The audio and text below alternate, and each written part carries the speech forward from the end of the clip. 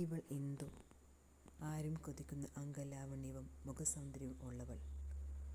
ആ ഗ്രാമത്തിലെ പലരും ഇവളെ പ്രണയിക്കുവാൻ നോക്കിയെങ്കിലും ഇവൾ ആരെയും തന്നെ സ്വീകരിക്കാൻ തയ്യാറായില്ല.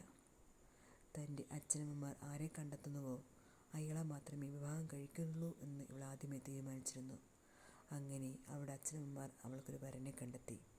അവൻ്റെ പേര് ശ്യാം, അതീവ സുന്ദരൻ. അവർ തമ്മിൽ വിവാഹ നിശ്ചയം കഴിഞ്ഞു. വിവാഹത്തിന് ഇനിയും ഉണ്ട് ഏകദേശം 6 മാസത്തോളം കാലം.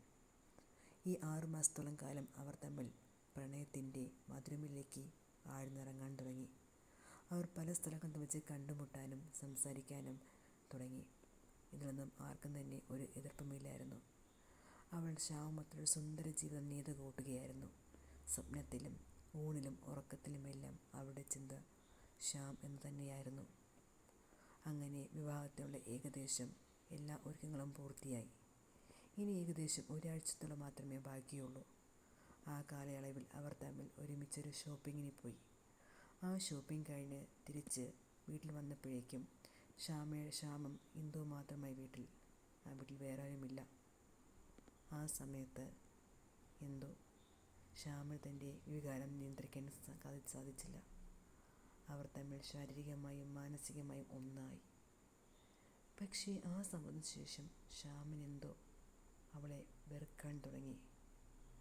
താൻ ഒരു നോട്ടം കൊണ്ടും ഒരു ഉത്സാഹം കൊണ്ടും അവളെ കൈക്കലാക്കിയപ്പോൾ ഇനിയും അവൾ വേറെ ആരുടെ കൂടെ വേണം ഇങ്ങനെ പൊയ്ക്കൂടെ എന്ന് അവൻ ചിന്തിച്ചു. ഇനി എനിക്ക് ഒരിക്കലും അവളെ വിവാഹം ചെയ്യാൻ കഴിയുകയില്ല എന്ന് അവൻ ചിന്തിക്കാൻ തുടങ്ങി.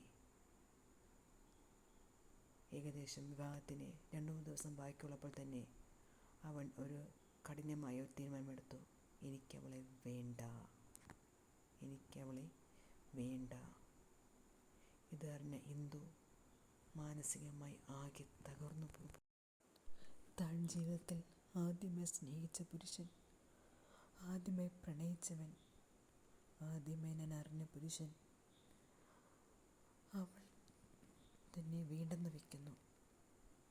ഞാൻ കണ്ട സ്വപ്നങ്ങൾ, ഞാൻ നെയ്തു കൂട്ടിയ എൻ്റെ ജീവിതം, എൻ്റെ അച്ഛനമ്മയുടെ പ്രതീക്ഷകൾ എല്ലാം തന്നെ ഇവിടെ തകർന്നു വീഴുകയാണ്. ഞാൻ എന്തു ചെയ്യും എന്നിങ്ങനെ ചിന്തിക്കുകയായിരുന്നു. ആ ഒരു നിമിഷത്തെ വികാരത്തിൻ്റെ തളച്ചിലിൽ ഞാൻ വഴങ്ങിക്കൊടുക്കുകയായിരുന്നില്ലേ? എന്തിനു വേണ്ടിയായിരുന്നു അത്? എനിക്ക് അവളോട് അഗാധമായ പ്രണയം കാണുമായിരുന്നില്ലേ അത്? അവൾ ചിന്തിക്കാൻ തുടങ്ങി. വീണ്ടും അവനെക്കുറിച്ച് തന്നെ ചിന്തിക്കാൻ തുടങ്ങി. അവൾ തനിക്ക് വേണ്ടി ഒരുക്കി വെച്ച വിവാഹ വസ്ത്രങ്ങൾ നോക്കി. എന്തോ അവളുടെ മനസ്സിൽ എന്തായിരുന്നു അവളുടെ മനസ്സിൽ? അവൾ പെട്ടെന്ന് തന്നെ ആ വിവാഹ വസ്ത്രമെല്ലാം എടുത്ത് അണിഞ്ഞൊരുങ്ങി. അവൾ ആ വിവാഹ വസ്ത്രം അതീവ സുന്ദരിയായിരുന്നു. ആ വിവാഹ വസ്ത്രത്തോടെ തന്നെ അവൾ ഒരു മുഴം കയറിൽ തൻ്റെ ജീവൻ അവസാനിപ്പിച്ചു. അവളുടെ ജീവിതവും സ്വപ്നങ്ങളുമെല്ലാം അവിടെ തകർന്നു വീണു. അവൾ എന്തിനു വേണ്ടി ഇത് ചെയ്തു? എന്തിനു വേണ്ടിയായിരുന്നു അവളിത് ചെയ്തത്? ആ അച്ഛനമ്മയുടെ പ്രിയപ്പെട്ട മകൾക്കായി അവൾക്ക് വീണ്ടും ജീവിക്കാമായിരുന്നില്ലേ? അവളുടെ ആത്മഹത്യ അറിഞ്ഞ ശ്യാം ആദ്യമൊരു ഞെട്ടൽ തോന്നിയെങ്കിലും പിന്നെ അവന് അവളെക്കുറിച്ച് ചിന്തിക്കുന്നതോറും എന്തോ വല്ലാത്തൊരു വെറുപ്പ് തുടങ്ങി.